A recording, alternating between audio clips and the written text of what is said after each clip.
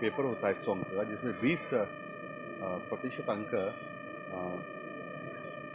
सत्रांक के होते हैं। सत्रांक यानी वो शिक्षकों के हाथ में होते देने के लिए। तो शिक्षक अधिकांश 18 से 20 तक अंक देते हैं। 18 दे दें, 19 दे दें, 20 दे दें। तो फिर बच्चे को इधर से भी 20 मिल जाते हैं, तो उस 80 में 13 ही नंबर लाने होते, तो बच्चा पास हो जाता है।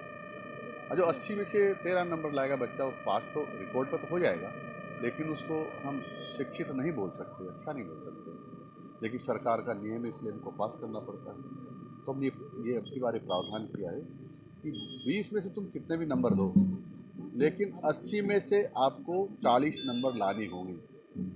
कम लाए तो बच्चा तो पास हो जाएगा, लेकिन मार्ट साहब फेल हो जाएंगे। और ऐसे मार्ट साहबों के लिए मेरे पास बहुत अच्छी अच्छी जगह है।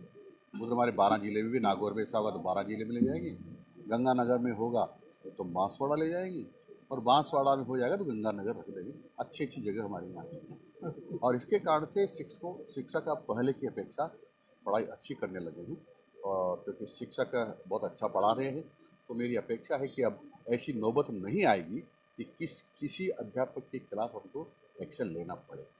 और ये बताना जरूरी है ताकि शिक्षक को ध्यान रहे, ताकि वो पढ़ाने में न्यूनता न रखें। ये हमने किया है।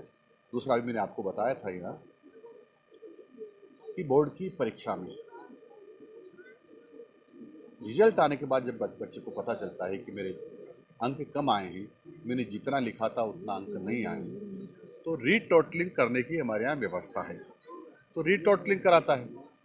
कई बार रीटोटलिंग में भी नंबर बढ़ जाते हैं, पर कई बार नहीं बढ़ पाते। तो हमने देखा कि बच्चा जब कॉन्फिडेंस से कर रहा है कि उसको कम नंबर मिले हैं, तो इसका मतलब रीचेकिंग भी होना चाहिए। उस प्रश्न में जो उसने लिखा, प्रश्न का जवाब लिखा है, उन्होंने सही लिखने के बाद, पूरा लिखने के बाद भी कम नंबर कैसे आए। यदि ऐसा होगा तो जो जितने नंबर उसको मिलने चाहिए वो नंबर मिल के फिर रीटोटलिंग होगी, तो आगे बढ़ सकता है। तो बच्चे को कभी ये नहीं रहेगा कि मेरे साथ अन्याय हुआ है।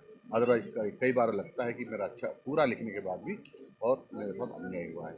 तो रीचेकिंग की व्यवस्था हमने अब की बार हम गणित विषय से करने जा रहे हैं, पायलट प्रोजेक्ट के रूप में।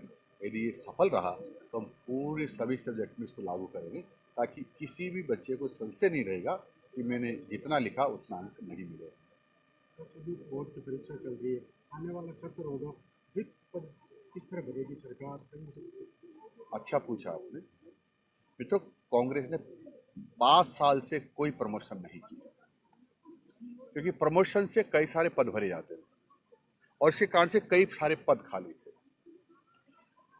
माननीय मुख्यमंत्री जी भजन लाल जी शर्मा के निर्देशन में हमने डिपार्टमेंट को निर्देश दिए कि सभी प्रकार की डीपीसी होना चाहिए, यानी जो जिनकी पात्रता है ऐसे सब लोगों का प्रमोशन करना चाहिए।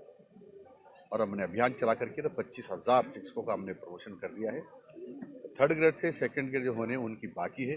कुछ कोर्ट में कुछ मामला है, कोर्ट में भी हमारी बात को अच्छी तरह से रख रहे हैं। मुझे लगता है कि 10-15 दिन को रास्ता निकल जाएगा और 25,000 के आसपास वो प्रमोशन हमारे हो जाएंगे।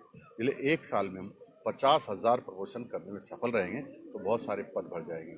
उसके अतिरिक्त हमने 12,000 पदों की वैकेंसी निकाली और भर गए हैं। इसके अतिरिक्त भी आपने सुना होगा कि माननीय मुख्यमंत्री जी ने बजट में 4 लाख सरकारी नौकरियां देने की घोषणा की थी। उसमें से मेरा अनुमान है कि 50% के आसपास शिक्षक हमको मिलने वाले हैं, तो उसके बाद सारे पद भर जाएंगे। इसलिए किसी भी विद्यालय को पदों के कारण से महरूम नहीं रहना पड़ेगा।